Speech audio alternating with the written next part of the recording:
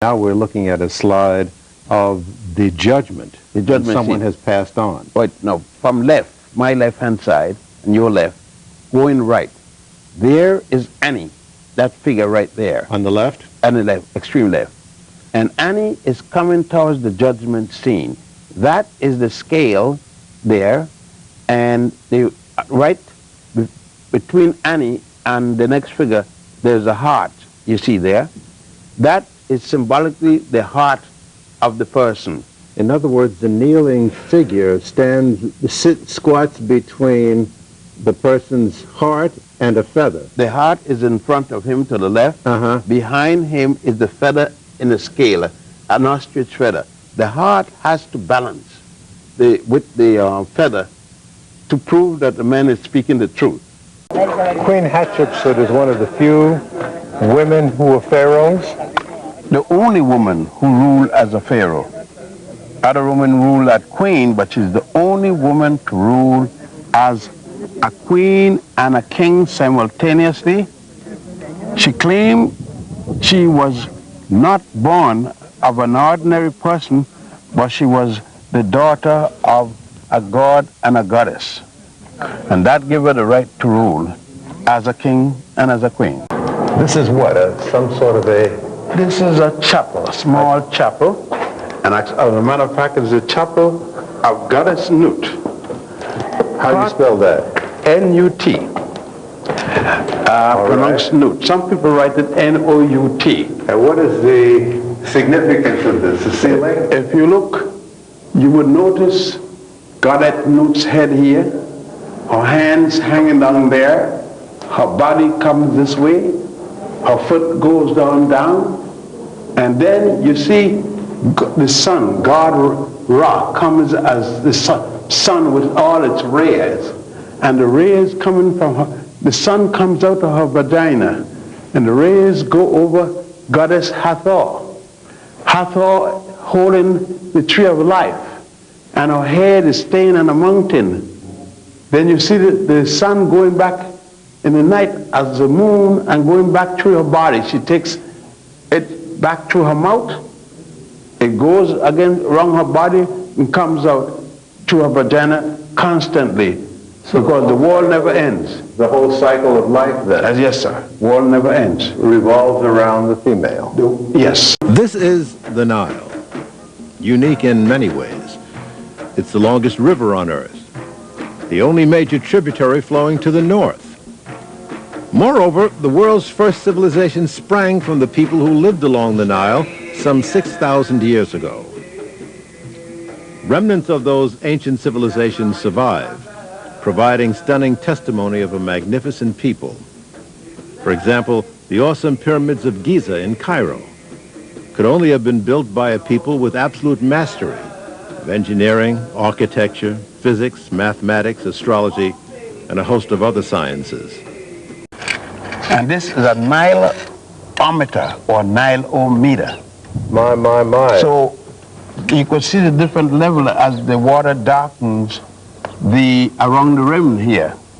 So the crocodile would come, they would get the crocodile come in, and they'll catch the largest and the strongest crocodile and keep it here in the Nileometer.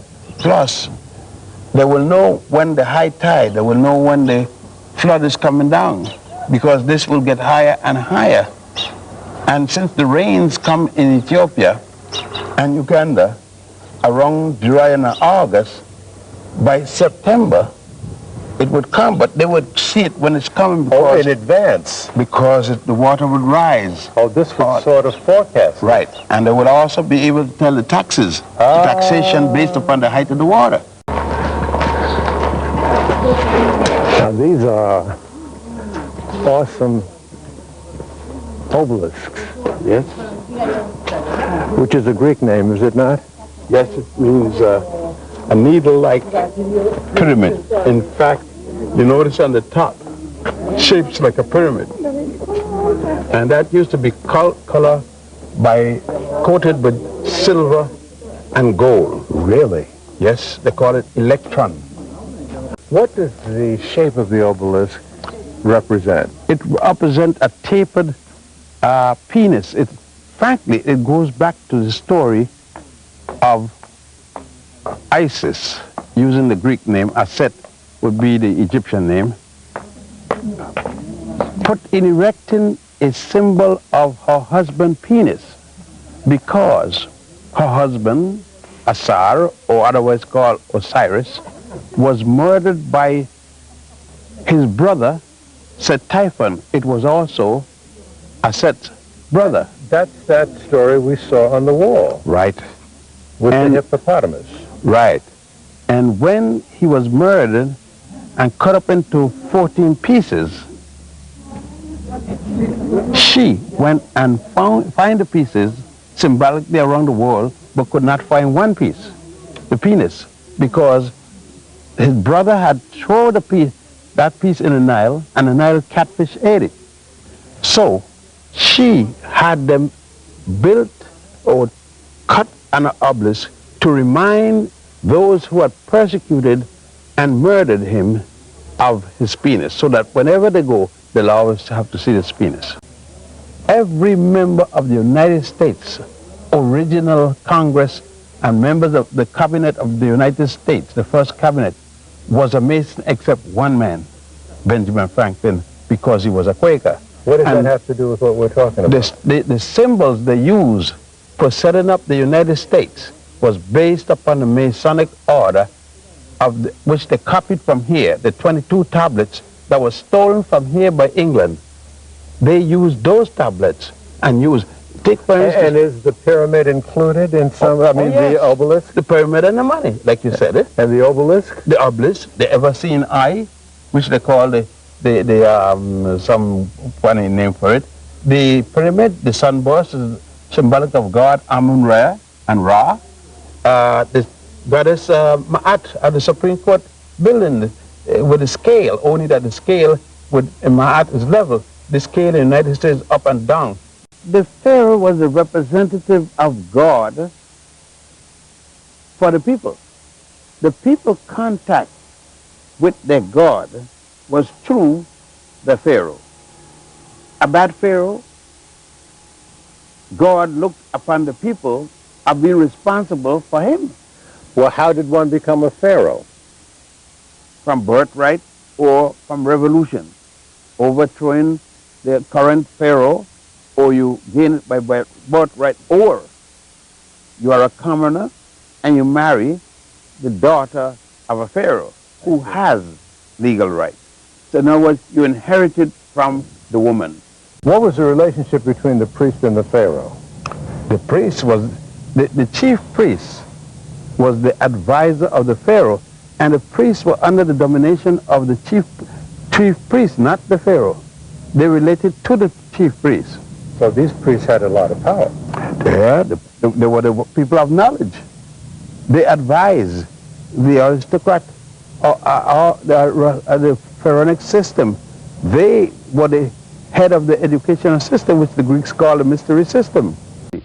You got to consider we're talking about 2800 BC. This man called Imhotep, or for short, Imhotep. He didn't want his pharaoh to be buried like other pharaohs. Are all temples, including this one, basically the same in structure, that there's an ante-chamber and that goes back until you get to the Holy of Holies? Basically, they start out with a people's court, open, and then if it's a large temple, it will be other courts with different pylons, or that would be a pylon. There'll be inner pylons. Now, after that, there will be a hypostyle hall of column, or otherwise called a pillared hall. After that, there will be an ante-chamber, which would be prior to the Holy of Holies. Which is always at the end. Generally, the Holy of Holies is the last room to the east.